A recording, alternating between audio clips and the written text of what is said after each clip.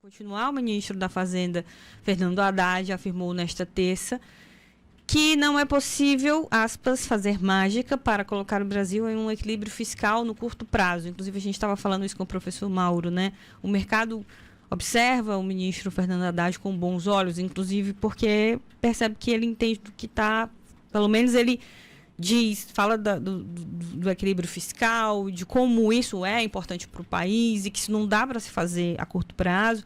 Ele disse ainda que o Executivo e o Legislativo vivem um momento de um encontro mágico, marcado pelo avanço de reformas como a tributária. Converso sobre esse assunto com a advogada especialista e mestra em Direito Tributário, Contabilidade, Controladoria e Finanças, e Lívia Eringer. Oi, Lívia. Boa tarde, tudo bem? Oi, boa tarde. Obrigada pela oportunidade de falar com vocês. A primeira pergunta, eu acertei o seu nome? Acertou, certinho. Pronto, já levei 10 aqui na redação. Lívia, como é que você faz aí essa análise? É preciso fazer mágica para tornar a realidade esse equilíbrio fiscal? E essa mágica, eu fico...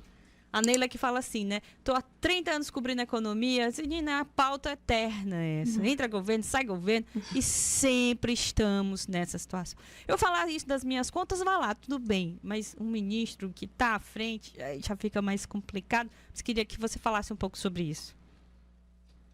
Claro.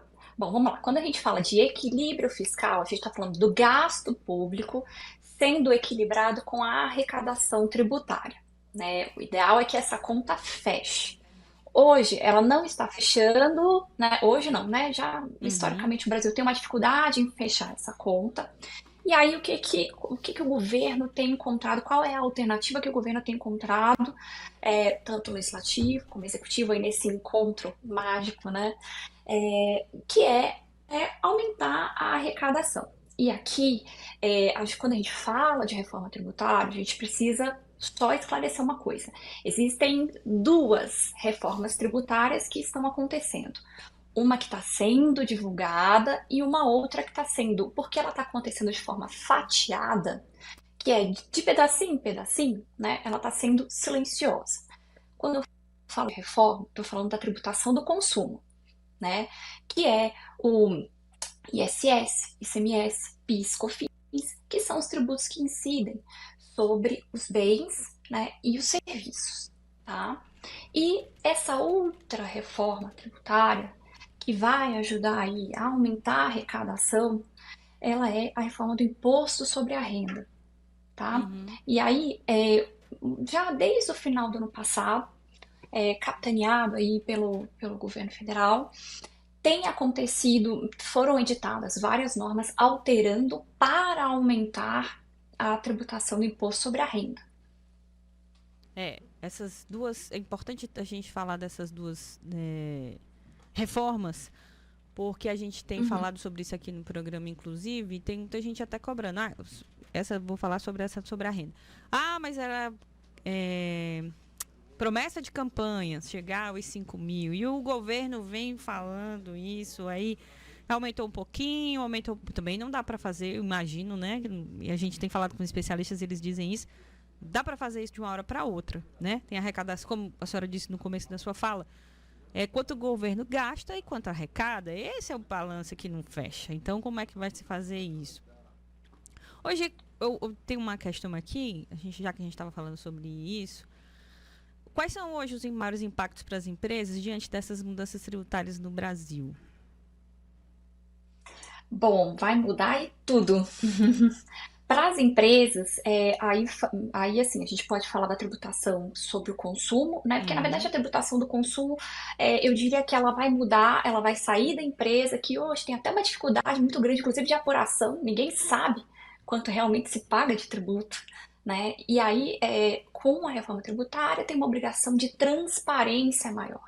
Né? Então, o consumidor, a gente fala que ela vai mudar para o consumidor no sentido de que o consumidor vai conseguir enxergar e entender o quanto ele está pagando de tributo e, inclusive, usar isso como ferramenta de pressão política, inclusive para diminuir a tributação sobre alguns bens e direitos considerados essenciais. Né? Porque na hora que a gente sabe quanto está custando isso lá no azeite, por exemplo, Por né? Que exemplo. você estava falando mais. É. Aí a gente começa a falar assim, opa, peraí, X%, sei lá, 20% do meu azeite que eu tô deixando de comprar está sendo de tributo. Então tem essa vontade política, né? Uhum. Tem essa clareza maior a respeito do que está sendo pago. E o que já está mudando para as empresas agora na parte do imposto sobre a renda? Já foram criados, agora no final do ano passado, foram criadas algumas leis, foram editadas leis para passar a tributar, ou seja, eram situações que ou não eram tributadas, seja por falta de lei, seja por decisão judicial, né, dos tribunais superiores. Então, os incentivos fiscais de ICMS, né, os fundos de investimento que aí aconteceram no âmbito aí da tributação dos super ricos, né? Das offshores, que são os investimentos no exterior. Aí agora, ontem, na verdade, foi enviado o projeto de lei para alteração do imposto sobre a renda das aplicações financeiras. Fala-se também, aí já uma discussão um pouquinho mais complexa, que deve ficar para o final do ano, Uhum. né, de serem criadas leis para tributar ou para acabar com o juros sobre capital próprio e para tributar os dividendos. Né? Então, tudo isso já está afetando a vida das empresas. Isso a gente não está falando nem do imposto de renda da pessoa física, Física. que Uhum. também tem muito a mudar, muito a aprimorar, mas talvez isso aconteça ainda numa uma outra etapa, talvez nem tanto, nem esse ano, porque eles estão focando um pouquinho mais em editar as leis complementares para fazer a reforma tributária do consumo acontecer, né, nos prazos que já estão previstos na Constituição, e também ir fazendo essa reforma fatiada do imposto sobre a renda. Lívia, na sua avaliação, isso, né, que a senhora didaticamente explicou aí, nos torna mais competitivo? Coloca o Brasil numa situação, como é que eu vou dizer? A senhora falou de transparência, isso é importante e tudo mais, que já está Uhum. mudando. Mas o que eu vejo com os outros países, quando se fala de imposto, tributação e tudo mais, tem o objetivo de dar competitividade, melhorar para as empresas ficarem mais. Também tem que se pensar no lucro das empresas, é o que rege o capitalismo, é verdade? Ok, mas isso consegue? Isso abarca o que a gente precisa hoje, em pleno século XXI? Porque se fala muito, porque a carga tributária brasileira é muito complicada, é muito complexa, vocês não sabem para onde é que vai a tributação. Não sabe. Isso vai dar clareza e competitividade às empresas, melhorar nesse processo? Olha, pelo texto que foi aprovado, aí agora eu vou falar da reforma sobre o consumo, tá? Aparentemente, assim, é a intenção, né, que isso aconteça, porque há uma obrigatoriedade de transparência e simplificação. Hoje, quando você vai explicar para um estrangeiro como acontece a tributação no Brasil, seja sobre serviços, mas especialmente sobre os bens, né, que é o ICMS, é extremamente complexo. Ninguém entende nada.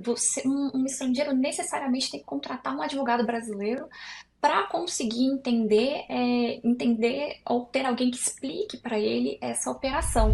E no final do dia, nenhum consumidor, ninguém em casa sabe realmente quanto tem de tributo num produto que ele compra no supermercado.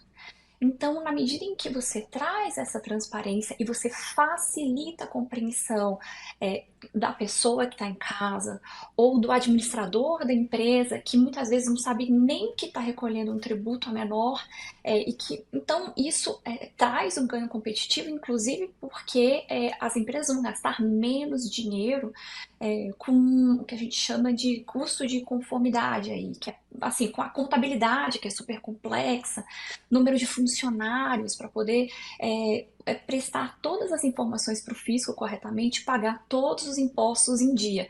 Isso aí tem um custo enorme hoje em dia para as empresas, né? Então a intenção é que com a reforma tributária isso seja simplificado. Muito bem, então já vou botar 5 estrelinhas aqui no seu telefone, que é possível que a gente entre em contato outras vezes para falar isso, já que ao longo do Eu ano estou à disposição. nós vamos tratar mais disso. Lívia, muito obrigada pela sua participação aqui conosco. Boa tarde. Boa tarde, eu que agradeço. 2h50, o professor voltou aqui.